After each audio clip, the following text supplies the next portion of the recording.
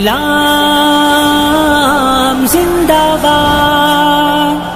قرآن زندہ باد، قرآن ہمارا زندہ باد، اسلام ہمارا۔ خاتم الانبیاء والمرسلین وعلى آلہ وصحبہ اجمعین، اما بعد فاعوذ باللہ من الشیطان الرجیم، بسم اللہ الرحمن الرحیم۔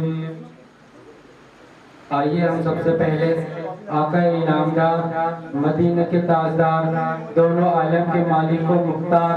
احمد مصطفیٰ محمد مصطفیٰ صلی اللہ تعالی علیہ وسلم کی بارگاہ میں ادب و احترام کے ساتھ درود شریف کا نذرانہ پیش کریں۔ اللہم صل محمد صلی اللہ علیہ وسلم، نحنو کی فاطم محمد صلی اللہ علیہ وسلم صلی اللہ تعالی علیہ وسلم۔ برادران اسلام، نوجوانی عزم و قوت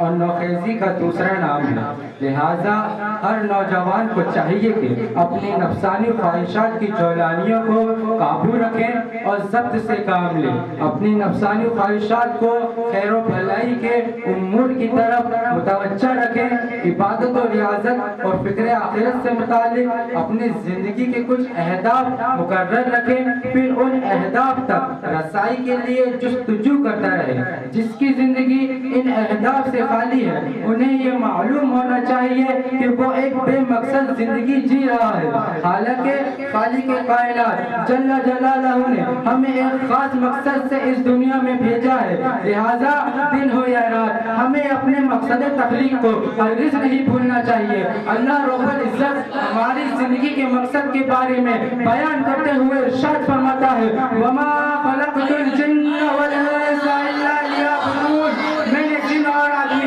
اس لیے بنائے کہ میری بندگی کریں۔ ایک اور مقام پر اللہ رب العزت ارشاد فرماتا ہے ان لوگوں کو جگانے کے لیے جو دنیا کی رنگینیوں میں کھو کر اپنے مقصد تخلیق کو بھول کر خواب غفلت میں ہے، وَمَا هَذِهِ الْحَيَاةُ الدُّنْيَا إِلَّا لَهْوٌ وَلَعِبٌ وَإِنَّ الدَّارَ الْآخِرَةَ لَوْ كَانُوا يَعْلَمُونَ، یہ دنیا کی زندگی تو نہیں مگر آخرت کا گھر ضروری سچی زندگی ہے، کیا ہی اچھا تھا اگر جانتے۔ اس طرح بھولے بھٹکے ہوئے مسلمانوں کو گناہوں بھری زندگی چھوڑ کر زہر و تقویٰ اختیار کرنے کا حکم دیتے ہوئے ارشاد فرماتا ہے،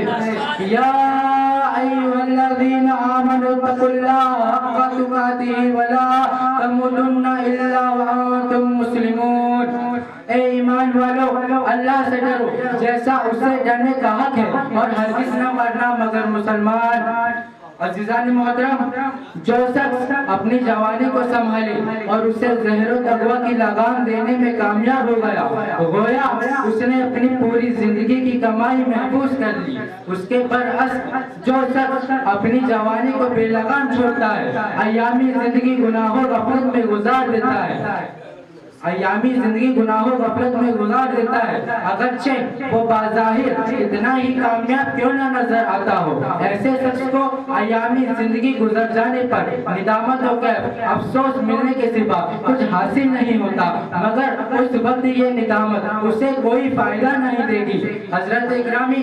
بچپن سے لے کر 40 سال کی عمر تک ثواب و جوانی کا زمانہ کہلاتا ہے۔ ایک انسان کی زندگی کا یہ قیمتی ترین وقت ہے، لہٰذا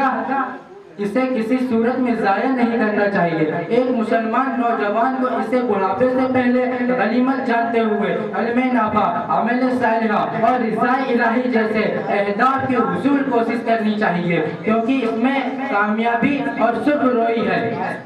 بصورت دیگر ناکامی مقدر ہو سکتی ہے۔ اس بارے میں حضور مصطفیٰ صلی اللہ تعالی علیہ وسلم ارشاد فرماتے ہیں، 5 چیزوں کو خاص سے پہلے غنیمت جانو۔ پہلا، جوانی کو بڑھاپے سے پہلے، دوسرا، صحت کو بیماری سے پہلے، تیسرا، مالداری کو فقیریت سے پہلے، چوتھا، فرصت کو مصروفیت سے پہلے، اور پانچواں، زندگی کو موت سے پہلے۔ میرے محترم بھائیوں، آج موقع ہے زیادہ سے زیادہ نیکیاں کمانے کا، ورنہ جب بوڑھے ہو جاؤ گے تو پھر کہو گے کاش صحت و تندرستی ہوتی تو سینکڑوں نفل پڑھتا، قرآن پاک کی تلاوت کرتا، تہجد پڑھتا، پانچوں وقت با جماعت نماز مسجد میں ادا کرتا، روزہ رکھتا، تمام نیک عمل کرتا، لیکن اس وقت یہ آرزو صرف آرزو ہی رہ جائے گی اور ہم اپنے پل پل کا حساب و کتاب دینے کے لیے اگلے جہاں کی طرف بڑھ رہے ہوں گے۔ اس بارے میں حضور مصطفیٰ صلی اللہ تعالی علیہ وسلم ارشاد فرماتے ہیں بروز قیامت آدمی اس وقت تک اپنی جگہ سے قدم نہیں ہٹا سکے گا جب تک 4 سوال کے جواب نہ دے دے۔ پہلا، عمر کس کام میں گزاری، دوسرا جوانی کیسے گزاری، تیسرا مال کہاں سے کمایا اور کہاں خرچ کیا، چوتھا اپنے علم پر کہاں تک عمل کیا۔ لہذا فکر آخرت پر مبنی اس فرمان رسول صلی اللہ تعالی علیہ وسلم کو پیش نظر رکھتے ہوئے ہر بندہ مومن کو چاہیے کہ اپنی نفسانی خواہشات کی جولانیوں کو قابو رکھیں اور ضبط سے کام لیں۔ عزیزان